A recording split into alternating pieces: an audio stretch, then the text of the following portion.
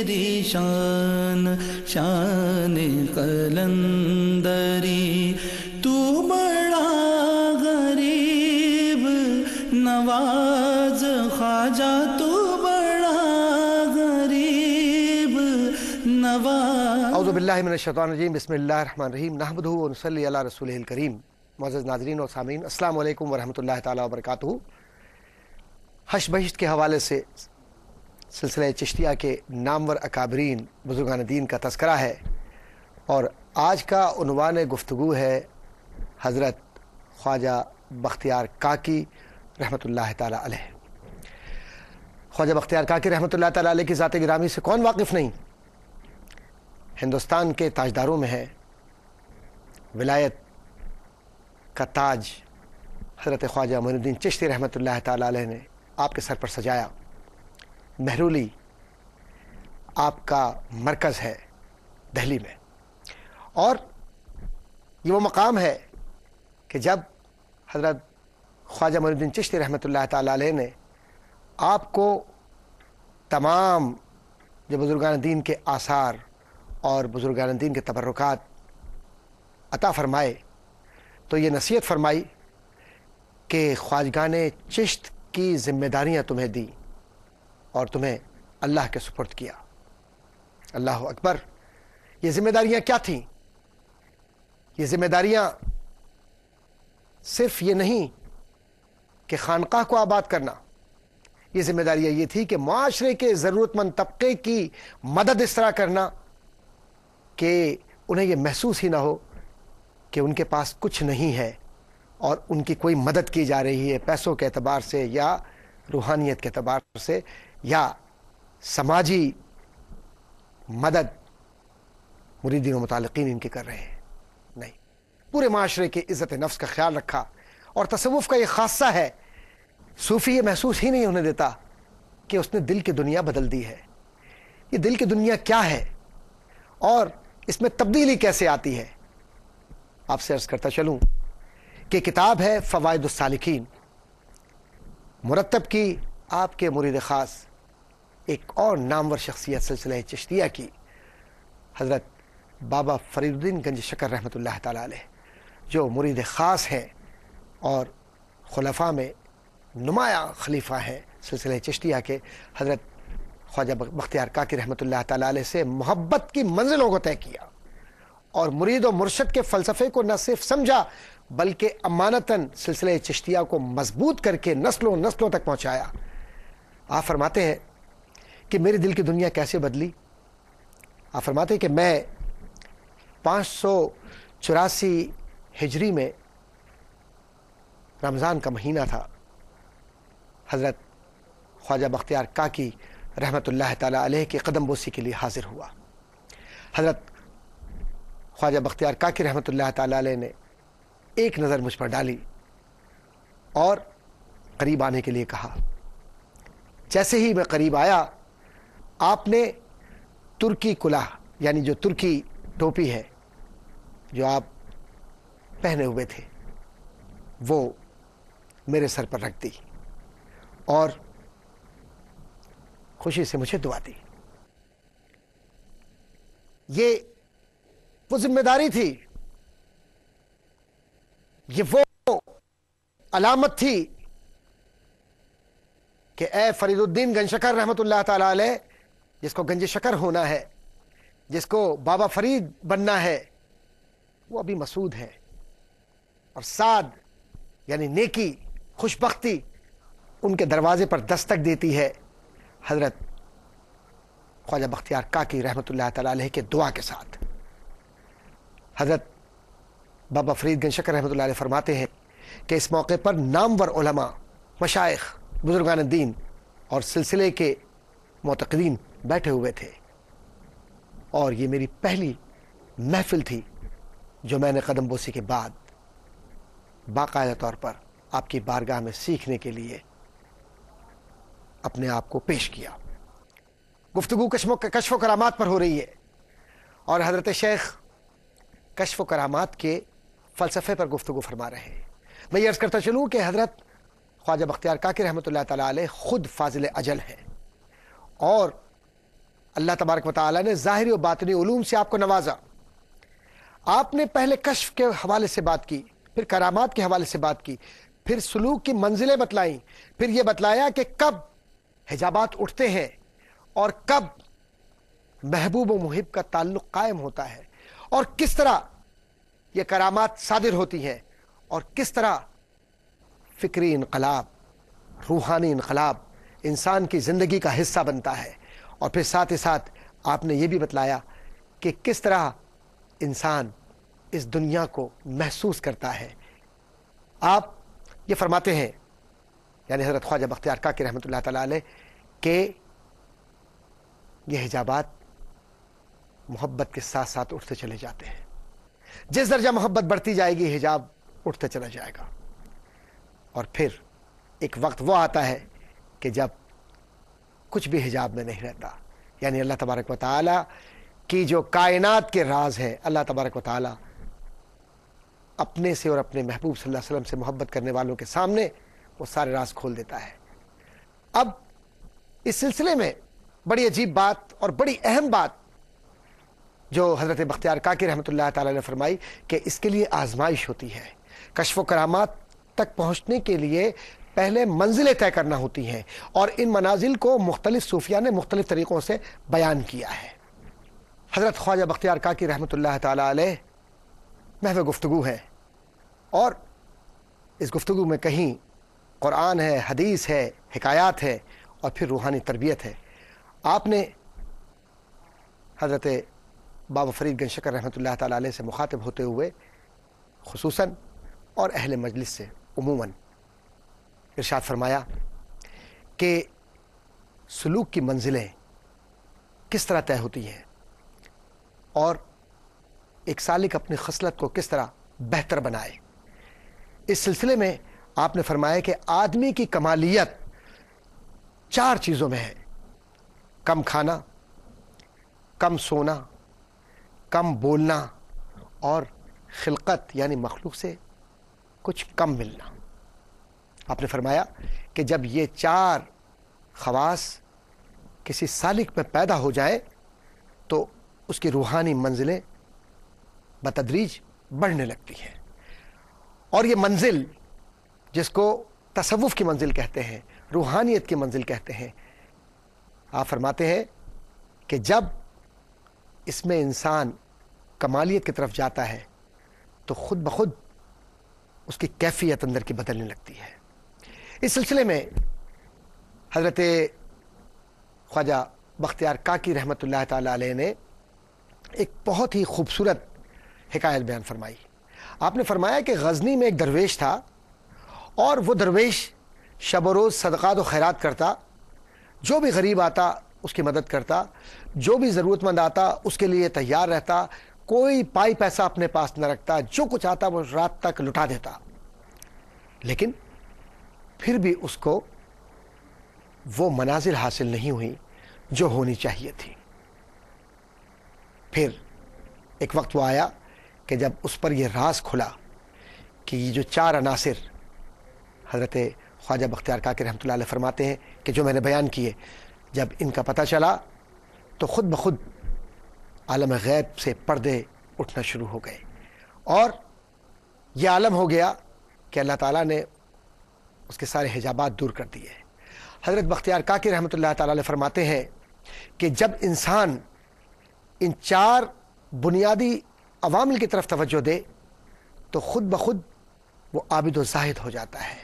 آپ حضرت بابا فرید گنج شکر رحمۃ اللہ تعالی علیہ کو مخاطب کرتے ہوئے فرماتے ہیں کہ اے درویش، تو بھی اپنے اندر یہ خواص پیدا کر. اب دیکھیے کیا انداز ہے تربیت کا کہ آپ نے سب کچھ پہلے بتلایا، پھر یہ بتایا کہ اس کی خواص کیا ہے، فائدے کیا ہیں. یعنی ایک طرح کا آپ نے جو ٹیچنگ میتھڈالوجی ہے، جو تدریس کا طریقہ ہے، وہ آج کی دنیا کو یہ بتلایا کہ پڑھایا کیسے جاتا ہے. جامعات یا مدارس کھول لینے سے علم نہیں آتا جب تک کہ روحانی طور پر تربیت کا وہ حصہ جو استاد کی ذمہ داری ہے، استاد اس سے پوری طرح عہدہ برا نہ ہو. اور ہوا بھی یہی کہ یہ خانقاہ جو ایک مدرسہ ہے اور مرجع خلائق ہے ضرورت مندوں کے لیے. فرماتے ہیں کہ درویشی کا جوہر ہرگز تجھ میں پیدا نہ ہوگا، کیونکہ درویش وہ ہوتا ہے کہ جو دنیا و ما فیہا سے بے خبر اللہ کی عبادت اور محبت میں مستغرق رہے، لیکن اس میں خلقت یعنی لوگوں کی ضروریات احتیاج کا خیال رکھا جائے. اور ہوا بھی یہی کہ آپ کے تربیتی عمل نے ایسے بزرگان چشت پیدا کیے کہ جو قرآن پڑھتے تو اللہ اکبر زمین و آسمان کی فضا بدل جاتی، اور جب بیماروں کی طرف نگاہ کرتے تو بیمار ٹھیک ہو جاتے، جب دعا فرماتے تو ضرورت مندوں کے لیے اللہ تبارک و تعالی رحمتوں کے دروازے کھول دیتا. حضرت خواجہ بختیار کاکی رحمۃ اللہ تعالی علیہ فرماتے ہیں کہ ولی کی دعا میں تاثیر اس وقت پیدا ہوتی ہے جب ولی اخلاص نیت کے ساتھ دعا کرے، اور ولی اخلاص ہی کا پرتو ہوتا ہے. اب یہاں اس بات کو اپنے ذہن میں رکھیے کہ حضرت خواجہ بختیار کاکی رحمۃ اللہ تعالی علیہ نے جو تصوف کا فلسفہ ہے اور جو لوگوں کے ساتھ تعلق ہے اس کو بہت ہی خوبصورت پیرائے میں اور بہت ہی منفرد انداز سے اپنے ہم اثروں تک، صوفیاء کرام تک پہنچایا. حضرت خواجہ بختیار کاکی رحمۃ اللہ تعالی علیہ نے کتاب و سنت کے علوم سے کامل آگہی اور معرفت کہ وہ عوامل جو پنہا ہیں، چھپے ہوئے ہیں، ان سے آگہی کے لیے بہت سارے راستے سالک کے لیے کھول دیے. اسی لیے حضرت بابا فرید گنج شکر رحمۃ اللہ تعالی علیہ نے یہ فرمایا کہ میرے مرشد کامل کی نگاہ نے میرے قلب کو بدل دیا. حضرت خواجہ بختیار کاکی رحمۃ اللہ تعالی علیہ نے بڑی خوش اسلوبی کے ساتھ تصوف کے اصولوں کے ساتھ ساتھ جو حق پرست سچے صوفی ہیں ان میں اور جو دکھاوے کے صوفی ہیں ان میں فرق قائم کیا. خواجہ بختیار کاکی رحمۃ اللہ تعالی علیہ نے جو بنیادی اصول متعین کیے ہیں یہ قرآن و حدیث کے مطابق ہیں. کیوں کہ اخلاص نیت، دکھاوا، ریاکاری اور جھوٹ اگر یکجا ہو تو یکجا نہیں ہو سکتے. اسی لیے حضرت خواجہ بختیار کاکی رحمۃ اللہ تعالی علیہ نے احادیث کی روشنی میں بتلایا کہ اخلاص اور نفاق یکجا نہیں ہو سکتے. اور کتنے خوبصورت پیرائے میں یہ بتلایا کہ یہ وہ بیماریاں ہیں، روحانی بیماریاں ہیں کہ اگر کسی شخص میں نظر آ جائے تو یقیناً وہ شخص جہاں تصوف کے اندر برائی کا، بگاڑ کا ذریعہ بن رہا ہے وہیں وہ معاشرے کو دھوکہ بھی دے رہا ہے. آپ نے جو اصطلاحات استعمال کی وہ بھی بہت خوبصورت اور بہت ہی مختلف ہے، اور یہ ایک ایسا بنیادی ترازو ہے، مقیاس ہے کہ جو اصول فراہم کرتا ہے، تفریق قائم کرتا ہے اللہ والوں کے بیچ اور جھوٹ بولنے والوں کے بیچ. آج کے دور میں بھی اگر ہم حضرت خواجہ بختیار کاکی رحمۃ اللہ تعالی علیہ کے اس اصول کو دیکھیں اور اس کی بنیاد پر جانچیں تو کوئی مشکل نہیں کہ ہم اللہ والوں کی بارگاہ تک پہنچ سکیں.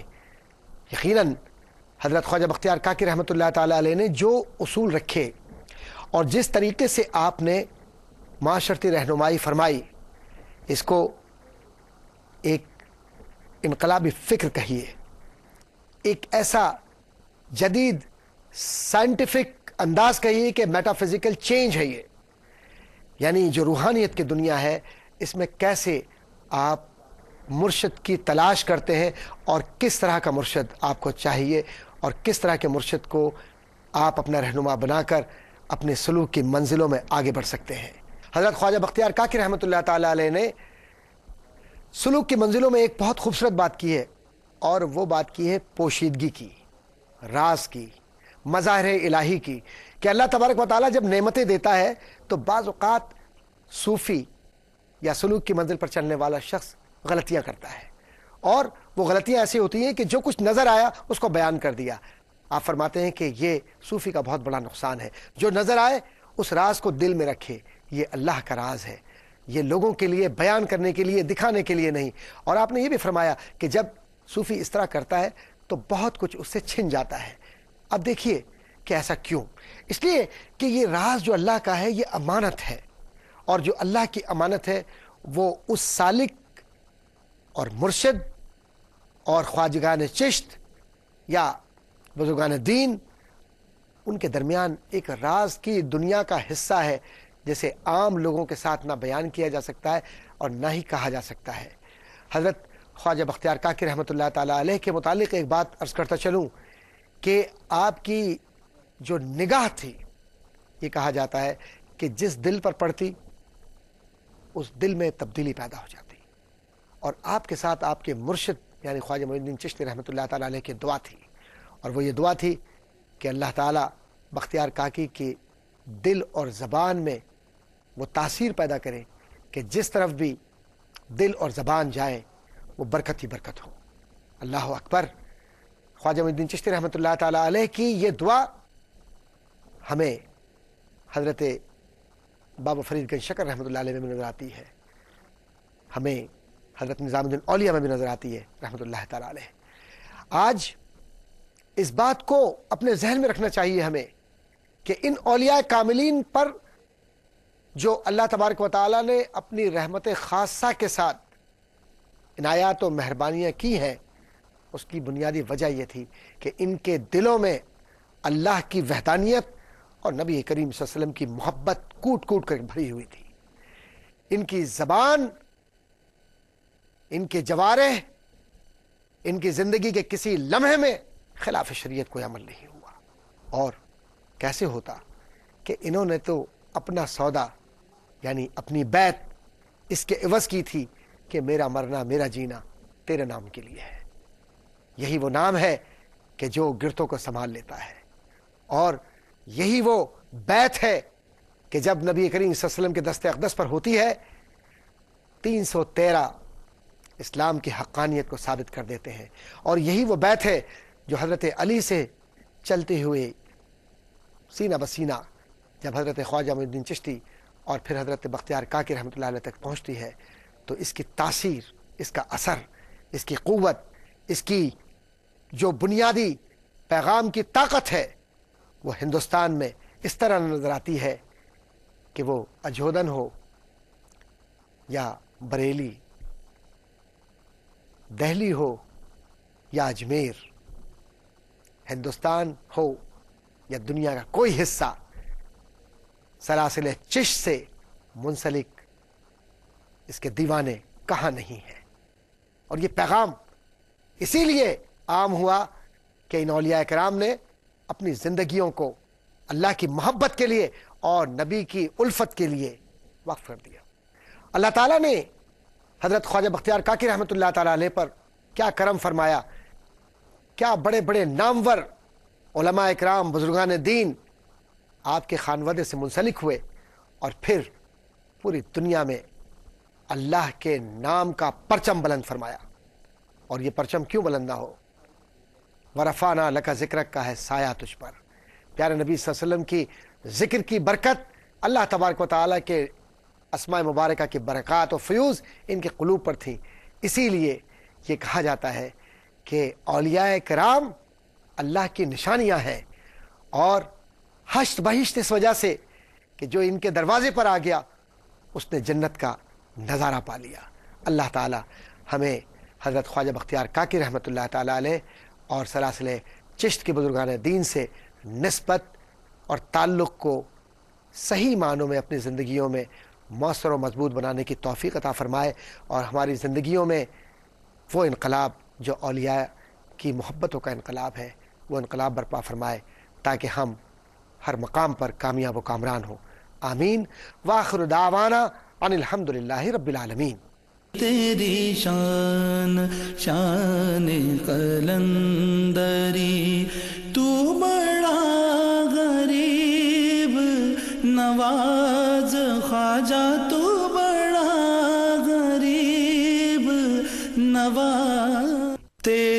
شان شان قلندری تیری شان شان قلندری تو بڑا غریب نواز خواجہ تو بڑا غریب نواز ہے تیری شان شان قلندری